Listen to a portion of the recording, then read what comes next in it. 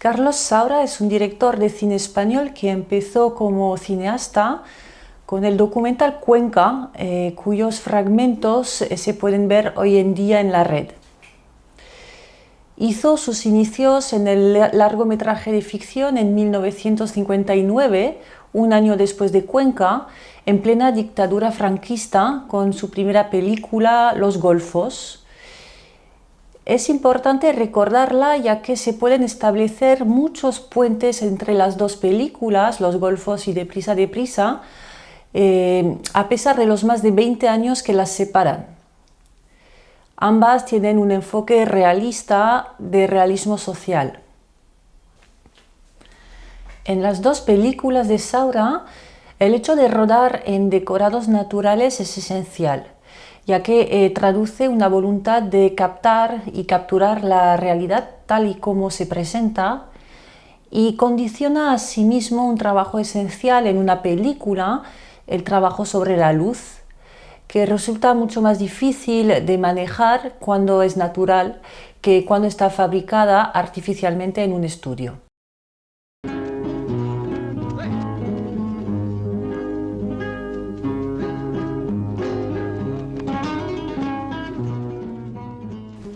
En la película Deprisa, Deprisa, la narración se centra en un puñado de adolescentes delincuentes cuya escalada vamos siguiendo. Pero al contrario de las películas ostentosas y escandalosas del cine español de los años 80, Saura realiza una película estilizada, ahorrativa y trágica, que se aleja de los estereotipos de la delincuencia, tanto del sensacionalismo como de la satanización. ¡Venga, vamos! ¡Baja, cabrón! ¡Venga tú! ¡Abajo! ¡Deprisa! ¡Quietos ahí! ¡Quietos ahí! ¡Vámonos! ¡Venga, monta! ¡Vámonos!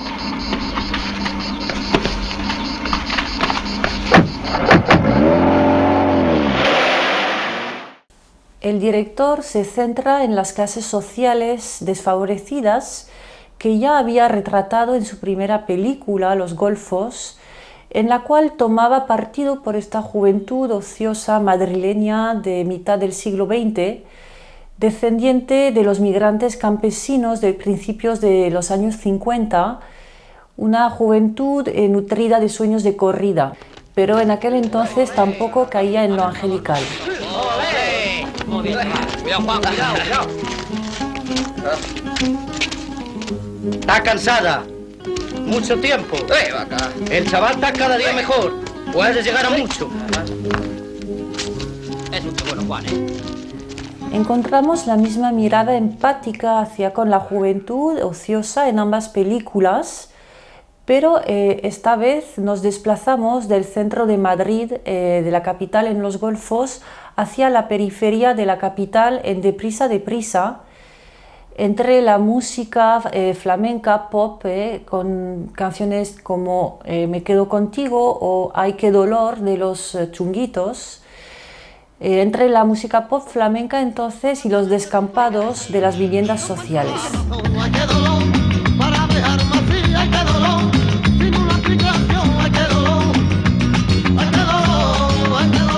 Toma, Pablo.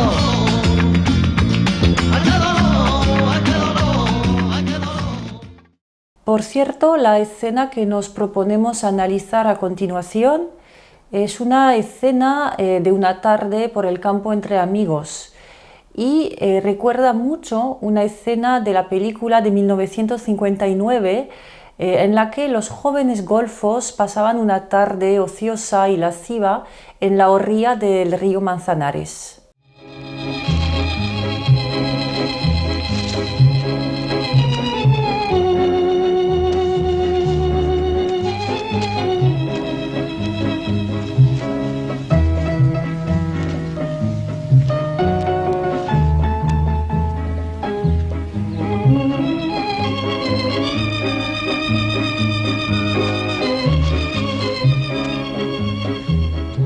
En Deprisa, deprisa, Saura nos propone adentrarnos en los gérmenes de una locura social en la que un grupo de jóvenes va negando su humanidad.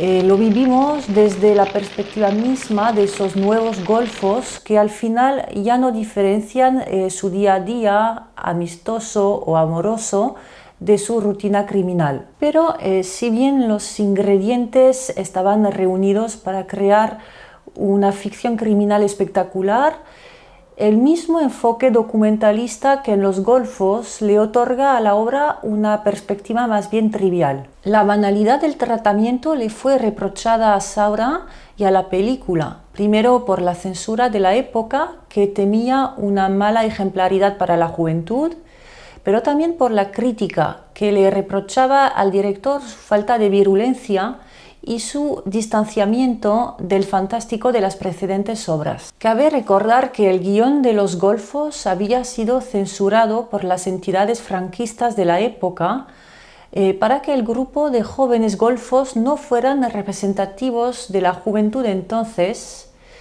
y se logró finalmente que se autorizase el guión después de varios cambios y cortes en la historia. En el caso de Deprisa, deprisa, a pesar de la crítica de algunos, la película obtuvo el Oso de Oro a la mejor película en el Festival Internacional de Berlín en 1981.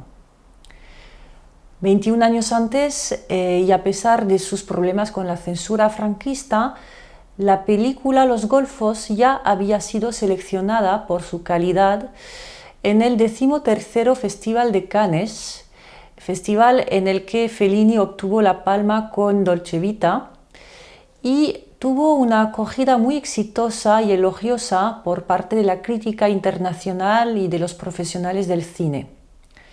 Vieron en ella una alternativa a la dictadura y la emergencia de un nuevo cine.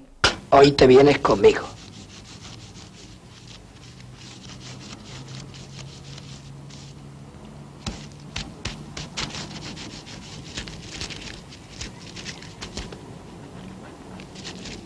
Toma. Después, hombre. Anda. Nos van a ver. Sin embargo, a pesar de este éxito, la película solo se estrenaría 3 años después del rodaje, en 1962, ya que los censores de la época franquista la pusieron en la peor categoría para el público, la categoría 2B, lo que anunciaba pues muy pocos espectadores y una proyección en muy pocas salas por el país. También los censores le cortaron 11 minutos de acción de escenas. Eran esencialmente escenas que tenían relación con el sexo o cuyos valores iban en contra de la moral de la época. De hecho, actualmente estas escenas han desaparecido del todo, han sido secuestradas, como se dice, y la única versión que nos queda, que existe ahora, es la versión censurada, que le resta fluidez y lógica a la historia. Pero también hace de ella una película archivo, testimonio de la suerte del arte en tiempos de censura y de dictadura. El impacto de la censura fue tan negativo para Saura que de hecho su segunda película de ficción solo se estrenaría en 1964, 5 años después de la primera, con el título Llanto por un bandido, y el cineasta abandonaría el enfoque realista. Volviendo a la trivialidad a veces criticada de Deprisa, deprisa en 1980, cabe subrayar que paradójicamente esta banalidad llama mucho la atención por su ingenuidad, ya que refleja la cándida mirada de los 4 protagonistas postadolescentes cuyos rasgos siguen muy juveniles. Porque seamos siempre amigos.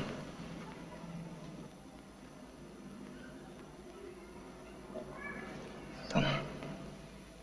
Siempre amigos.